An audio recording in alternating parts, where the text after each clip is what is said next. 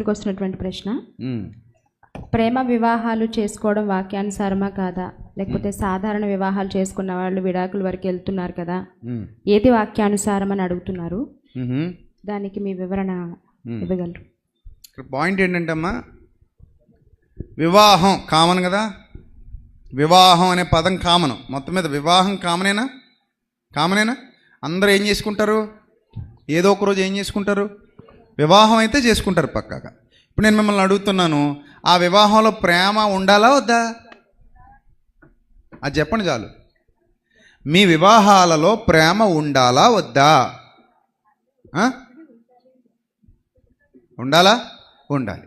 అంటే ఇప్పుడు మీ వివాహం ప్రేమ వివాహమేగా. నా పాయింట్ అర్థమైందా?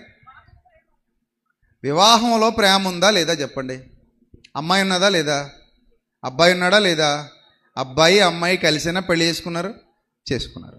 ఇప్పుడు మీరు అంటున్న ఆ ప్రేమ వివాహం ఏదైతే ఉందో, ఆ ప్రేమ వివాహంలోనూ అదే ప్రేమ ఉంటుంది, ఆ ప్రేమ వివాహంలోనూ అదే వివాహం ఉంటుంది. అయితే ఇక్కడ పాయింట్ ఏంటంటే, ప్రేమ పేరుతో ఇష్టానుసారంగా శరీరాలను జారత్వాల వైపు, వ్యభిచారాల వైపు నడుపుకోవటం తప్పు పట్టాలి. కానీ నేను ఒక అబ్బాయికి ఒక అమ్మాయికి కూడా చెప్పా, ఎవరినో ఒక అమ్మాయిని చూసావు, నువ్వేమో ఇక్కడ చూసావు, అతనేమో పెళ్లి చూపుల్లో చూశాడు, రెండూ చూపులే.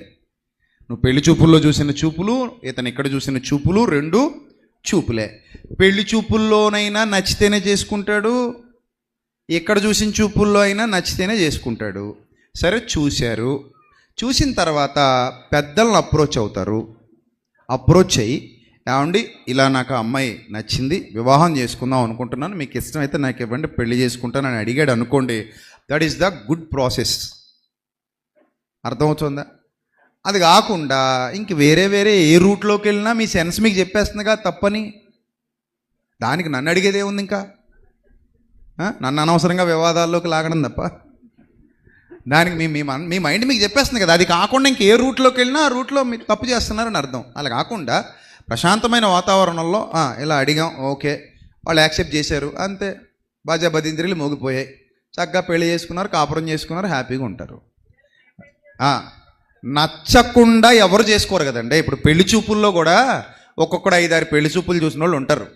ఇక్కడ కూడా ఉంటారు నాకు తెలిసి. 5-6 చూసుకొని ఓ 4 ఏమో రిజెక్ట్ చేసి ఒకటి యాక్సెప్ట్ చేసిన వాళ్ళు కూడా ఉంటారు. ఇక్కడ ఉన్నారు లేదా? అరే బుర్ర ఒప్పుతున్నారు. అదిగో వెళ్ళి స్వీట్లు తినేసి వచ్చిన బ్యాచ్ ఇది. మైసూరు పక్కల కాజాలు తినేసి వచ్చిన బ్యాచ్లు వెళ్తారు, చూస్తారు. అమ్మాయిని మమ్మల్ని నడిచి చూపించు, కూర్చుని చూపించు, లేచి చూపించు, పాట పాడు, వంట చేయడం వచ్చా, కాళ్ళు నొక్కడం వచ్చా, గిన్నెలు తవ్వుతావా, బట్టలు ఉత్తుతావా, ఎన్ని అడుగుతారు. అన్ని అడిగిన తర్వాత కట్నం అడుగుతారు. మళ్ళీ ఇంకో దరిద్రం ఉంది, అమ్మాయి బాగుంటే కట్నం తగ్గిస్తారట. ఎలా ఉందంటే అండి, ఇది వ్యాపారంలో ఉంది. ఇది బాబు వస్తువు చాలా బాగుందయ్యా, కొంచెం రేటు తక్కువైనా పర్లేదు తీసేసుకుంటాం. లేకపోతే వస్తువు చాలా బాగుందయ్యా, కొంచెం ఎక్కువైనా పర్లేదు తీసేసుకుంటాం. ఎంత దరిద్రం అది, ఎంత దరిద్రం.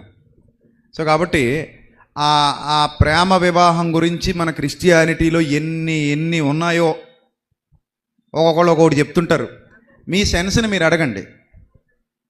యాకోబు ప్రేమించి పెళ్లి చేసుకున్నారు కాబట్టి జీవితం అలాగైపోయింది. అననీయ సప్పీరాలేమో కలిసి పెద్దలు చూసిన సంబంధం కాబట్టి బాగుంది. ఇక్కడ పెద్దలు చూసిన ఎగిరిపోవట్లే, పెద్దలు చూసిన సంబంధాలు ఎగిరిపోని ఎన్ని లేవు, ప్రేమించి పెళ్లి చేసుకున్న ఎగిరిపోని ఎన్ని లేవు. కోకోలలో అటు ఫెయిల్యూర్స్ ఉన్నాయి, ఇటు ఫెయిల్యూర్స్ ఉన్నాయి. ఫెయిల్యూర్స్ లేని మ్యారేజెస్ లేవు, అన్ని చోట్ల ఫెయిల్యూర్స్ కనబడుతున్నాయి బోలెడు. మొన్న ఒక లాయర్ గారు కలిశారు. సార్ 2024లోనండి నేను చూసిన, ఆయన చెప్తున్నాడు 2024లో 100కి 90 మ్యారేజెస్కి బ్రేక్స్ వస్తున్నాయండి, నెల తిరగకుండానే వాళ్ళు సెపరేట్ అయిపోతున్నారు, పంచాయతీలండి, గొడవలండి అని చెప్తున్నారు. సో కాబట్టి ఇక్కడ అంటే ప్రేమించుకున్న పెళ్లి చేసుకున్న వాళ్ళు హ్యాపీగా ఉంటారని లేదు, పెద్దలు చూసిన పెళ్లి చేసుకున్న వాళ్ళు హ్యాపీగా ఉంటారని లేదు, వీళ్ళు విడిపోతారని లేదు, వాళ్ళు విడిపోతారని లేదు. అది ఆ ఇద్దరి భావజాలాలు కలవకపోతే వాళ్ళు తమను తాము తగ్గించుకొని సర్దుకుపోయే పరిస్థితులు తెచ్చుకోకపోతే ఎక్కడైనా ఇబ్బంది ఉంటుంది. ఒకరు సర్దుకుని ఇంకొకరు సర్దుకోకపోయినా ప్రాబ్లం ఉంటుంది, ఒకరు మంచిగా ఉండి ఇంకొకరు చెడ్డగా ఉన్న ప్రాబ్లం ఉంటుంది. ఇది ఇద్దరు మనుషులతో బేరం అబ్బా. ఒక మనిషితో అయితే ఏదో చేయొచ్చు. ఇక్కడ ఉన్నది ఎంతమంది? ఇద్దరు మనుషులు, రెండు వేరు స్వభావాలు, రెండు వేరు జీవన విధానాలు, రెండు వేరు బ్రతుకులు, వీళ్ళతో నడపాలి బండి. అది చాలా కష్టతరంగా ఉంటుంది. సో కాబట్టి అది ఇద్దరి మీద ఆధారపడి జరగాల్సిన ప్రక్రియ తప్ప ఏ ఒక్కరినో నిందించాల్సింది కాదు. కాబట్టి ప్రేమ వివాహమా, ఏ వివాహం అయినా వివాహంలో ప్రేమ ఉండేలా చూసుకుంటే బెటరు. వివాహంలో ప్రేమ లేకపోతే ఇంకా అది ఏ వివాహం అయినా ఒకటే, ఉపయోగం లేదు దానివల్ల. అంతే మరి. ఇప్పుడు పెళ్లి చూపులు చూసుకునే వాళ్ళు కూడా అన్నీ నచ్చితేనే చూసి అట్రాక్ట్ అయితేనే చేసుకుంటారు పెళ్లి చూపుల్లో. ఇప్పుడు ఒక పాయింట్ అడుగుతానండి, పెళ్లి చూపుల్లో పెద్దలు తీసుకెళ్ళినప్పుడు మనసు తెలిసిపోద్ది మీకు. మరి ఏం చూసి చేసుకుంటారు ఏంటి? పై రూపం చూసే కదా, అంతేనా? ఓపెన్గా మాట్లాడుకుంటే. అలాగే ఈ ఇష్టపడి చేసుకునే వాళ్ళు కూడా పై రూపం చూసే చేసుకుంటారు. అంతే. నాకు అమ్మాయి నచ్చింది లేదా అబ్బాయి నచ్చాడు, నేను చేసుకుంటాను, కలిసిమెలిసి బతుకుతాం, జీవిస్తాం, కమిట్మెంట్ అయిపోయింది, మొదలు పెట్టారు జీవితాన్ని.